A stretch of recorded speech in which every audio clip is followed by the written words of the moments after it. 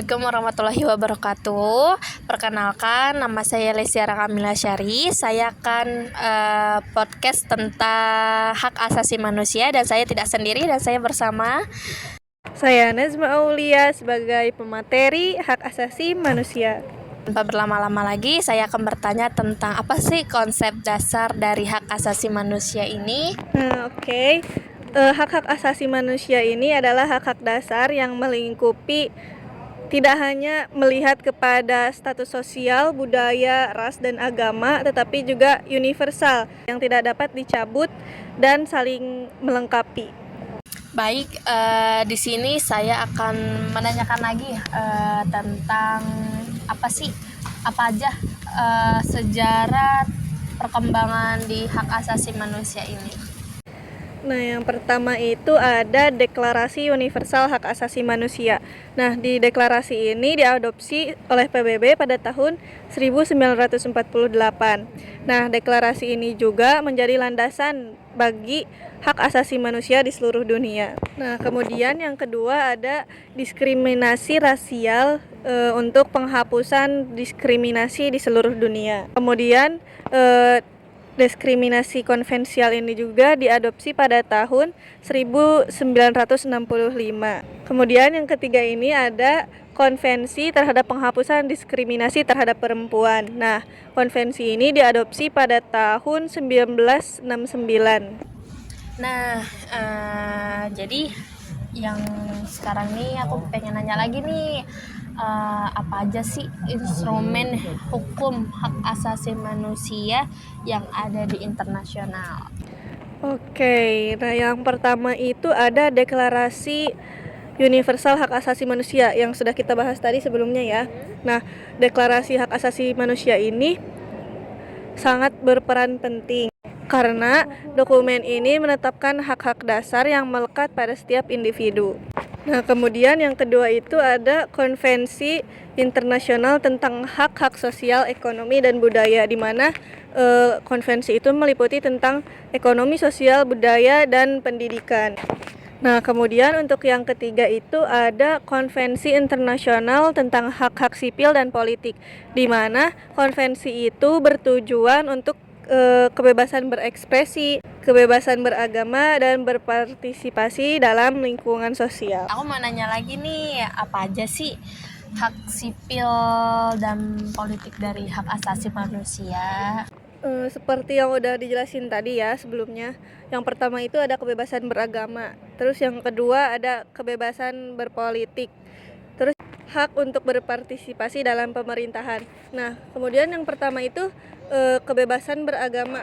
Kita bebas untuk menganut agama apapun ya, seperti mau Islam, Kristen atau Buddha, Konghucu, itu terserah ya, itu kebebasan masing-masing. Yang penting kita bisa menjaga dan saling menghormati. Kebebasan berekspresi, kita boleh berekspresi sesuka kita, seperti kita ingin menulis atau mencurahkan apapun, tapi tetap sesuai dengan hak asasi manusia. Pasti dalam pemerintahan, kita boleh berpartisipasi dalam politik.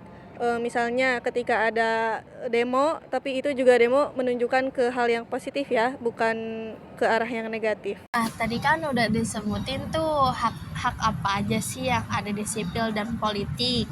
Dan sekarang aku mau nanya lagi nih, hak di ekonomi, sosial, dan budaya itu apa aja sih? Nah yang pertama itu ada hak asasi kesehatan ya, dimana kita itu dapat mendapatkan fasilitas kesehatan yang mumpuni atau baik ya dari pemerintah. Nah, kemudian hak asasi pekerjaan, hak atas pekerjaan. Hak atas pekerjaan itu kita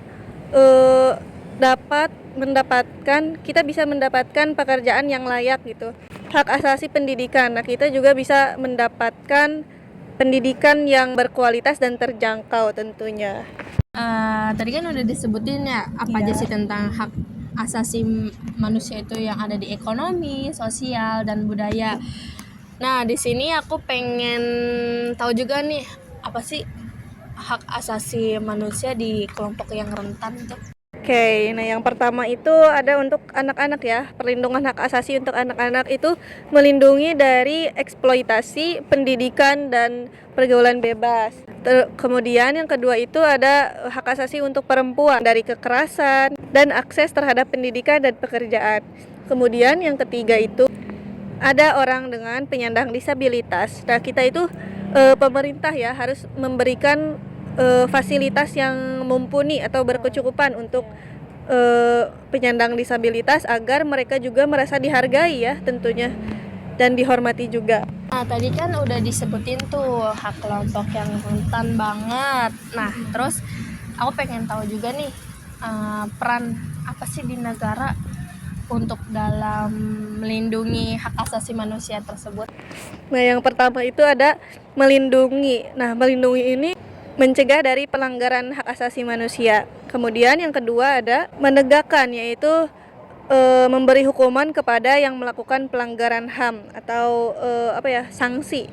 Nah, kemudian ada mempromosikan. Nah, mempromosikan ini tujuannya untuk meningkatkan kesadaran masyarakat sekitar terhadap pentingnya hak asasi manusia. Tadi tuh kamu udah ngejelasin apa sih peran utama dari negara. Nah, aku pengen tahu juga nih tantangan penegak hak asasi manusia itu kayak gimana sih? Tantangannya itu ada di diskriminasi ya. Yang pertama, diskriminasi itu seperti membeda-bedakan, tidak adil ya terhadap sesama manusia. Seharusnya kita berperilaku adil terhadap semuanya karena kita semua itu setara ya.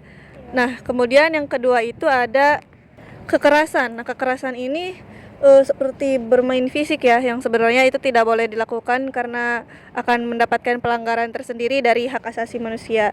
Nah, kemudian yang ketiga itu ada korupsi. Nah, korupsi ini suatu kegiatan yang paling banyak terjadi ya di Indonesia. Nah, korupsi ini merupakan penyalahgunaan wewenang atau kekuasaan oleh petinggi-petinggi atau pejabat-pejabat yang ada di perusahaan-perusahaan.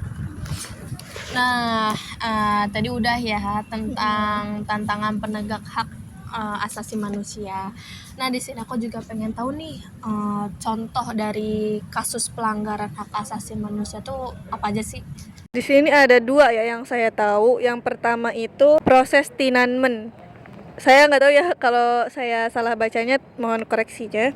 Protes Tiananmen ini sebuah demonstrasi damai yang diadakan di Beijing atau Cina yang berakhir kekerasan oleh pemerintah karena pemerintah tidak menyetujui atau sangat kontra ya dengan masyarakat. Nah, kemudian yang kedua ini ada genosida Rwanda. Nah, genosida Rwanda ini pembantaian massal yang terjadi terhadap etnis Tutsi oleh etnis Hutu di Rwanda pada tahun 1994. Nah, tadi kan udah disebutin tuh ya contoh-contoh kasus pelanggaran di hak asasi manusia ini. Nah, di sini aku mau tahu juga nih, menurut kamu aja deh, upaya apa buat pemajuan dan perlindungan dari hak asasi manusia? Yang pertama itu upayanya itu di bidang pendidikan ya. Karena bidang pendidikan itu gampang untuk meningkatkan kesadaran terkait hak asasi manusia pada lingkungan masyarakat ya, dan juga mahasiswa, pelajar, pokoknya kalangan umum. Kemudian yang kedua ada advokasi.